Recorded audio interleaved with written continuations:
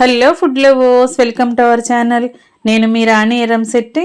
Friends, రెగ్యులర్గా మనం బ్రేక్ఫాస్ట్కి చట్నీ చేస్తూ ఉంటాం కదా, ఇడ్లీకి దోశకి. నేను చూపించిన ప్రాసెస్తో ఒక్కసారి చేసి చూడండి. మీ అందరికీ ఈ చట్నీ అనేది టేస్ట్ అనేది బాగా నచ్చుతుందండి. ఆ ప్రాసెస్ అంతా చూద్దాం. వీడియోని ఫస్ట్ నుంచి లాస్ట్ వరకు స్కిప్ చేయకుండా చూడండి. ఇక స్టార్ట్ చేద్దాం. ఇంగ్రీడియంట్స్ చూడండి: పచ్చిమిర్చి, కొబ్బరి ముక్కలు, అలాగే పల్లీలు, పుట్నాలు, పుదీనా, కొత్తిమీర, అలాగే కొంచెం చింతపండు, సన్నగా తరిగిన అల్లం ముక్కలు. ఈ ఇంగ్రీడియంట్స్ అన్నీ తీసుకోండి. ముందుగా స్టవ్ ఆన్ చేసి కళాయి పెట్టుకుని 1 టేబుల్ స్పూన్ ఆయిల్ పోయండి. ఆయిల్ కాగిన తర్వాత 1 కప్పు పల్లీలను బాగా ఫ్రై చేయండి. క్రిస్పీగా అయ్యేంత వరకు ఫ్రై చేయండి. ఇలా ఫ్రై అవుతున్నప్పుడు మీ ఘాటుకి తగ్గట్టుగా పచ్చిమిర్చిని యాడ్ చేయండి. ఇలా ముక్కలుగా కట్ చేసుకుని వేసుకోండి. ఈ పచ్చిమిర్చి కూడా బాగా ఫ్రై చేయండి. ఫ్లేమ్ మాత్రం తగ్గించి పెట్టుకోండి. లో ఫ్లేమ్లోనే వీటిని బాగా ఫ్రై చేయండి. పచ్చిమిర్చి కూడా ఫ్రై అయిన తర్వాత 1 అరకప్పు పుట్నాల పప్పు, 1 అరకప్పు కొబ్బరి ముక్కలు వేయండి. అలాగే కొన్ని పుదీనా ఆకులు వేసుకోండి. టేస్ట్ అనేది చాలా చాలా బాగుంటుంది. సన్నగా తరిగిన అల్లం ముక్కలు, కొంచెం చింతపండు వేసుకోండి.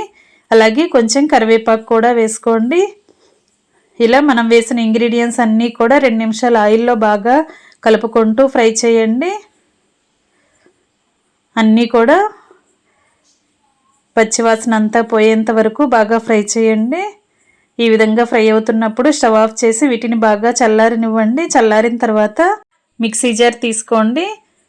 బాగా చల్లారిన తర్వాత మిక్సీ జార్ తీసుకుని ఇంగ్రీడియంట్స్ అన్నీ కూడా జార్లో వేసుకోండి. ఇలా అన్నీ కూడా వేసుకున్నాం కదా. ఇప్పుడు కడిగి శుభ్రం చేసుకుని పెట్టుకున్న కొత్తిమీరని అలా 1 కప్పు వేసుకోండి. టేస్ట్కి సరిపడా సాల్ట్ వేసుకోండి. ఇంకా మూత పెట్టుకుని బాగా బరకగా గ్రైండ్ చేయండి. వాటర్ అనేవి ముందుగా యాడ్ చేయకుండా ఇలా కొంచెం నలిగిన తర్వాత మాత్రమే వాటర్ని యాడ్ చేసామంటే ఇంగ్రీడియంట్స్ అన్నీ కూడా బాగా మెత్తగా నలుగుతాయి. ఈ విధంగా బాగా గ్రైండ్ అయిన తర్వాత చట్నీ అంతా కూడా రెడీ అయింది కదా. ఒకసారి చట్నీని టేస్ట్ చూసుకోండి. సాల్ట్ మీ టేస్ట్కి తగ్గట్టుగా లేకపోతే యాడ్ చేసుకుని స్టవ్ ఆన్ చేసుకుని కళాయి పెట్టుకోండి. 2 టేబుల్ స్పూన్లు ఆయిల్ పోసుకుని పోపు దినుసులు వేసుకోండి. శనగపప్పు, మినప్పప్పు, ఆవాలు, జీలకర్ర, ఎండుమిర్చి ముక్కలు, అలాగే కొన్ని కరివేపాకులు, వెల్లుల్లి రెబ్బలు వేసుకుని కొంచెంగా ఇంగువ కూడా వేసుకుని బాగా ఫ్రై చేయండి. లో ఫ్లేమ్లోనే వీటిని దోరగా ఫ్రై చేయండి. ఇలా గరిటెతో కలుపుకుంటూ ఫ్రై చేయండి. ఈ విధంగా బాగా ఫ్రై అయిన తర్వాత స్టవ్ ఆఫ్ చేసుకుని పోపు అంతా బాగా చల్లారిన తర్వాత ముందుగా మనం గ్రైండ్ చేసుకున్న చట్నీ అంతా కూడా పోపులో వేసుకుని మొత్తం అంతా కూడా పోపు కలిసేంత వరకు చట్నీని బాగా కలపండి.